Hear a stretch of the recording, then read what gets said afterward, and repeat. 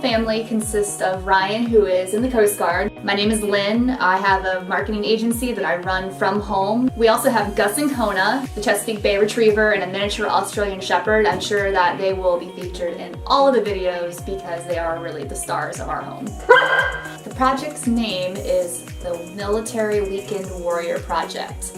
This project is going to follow our family as we renovate our home, create updates to bring it to a modern kind of country farm feel that we've been wanting. We have been renting houses throughout the United States at our duty stations with the Coast Guard. Now we are up for this new position and we have moved up to Suffolk, Virginia. Ryan will be stationed in Portsmouth, Virginia. We're in a position now that we have a chance to actually own this home, and we're going to create the atmosphere, the warmth, and the family feel that we want in the home. And we're going to be starting our journey to DIY. Hey guys, come on in. Welcome.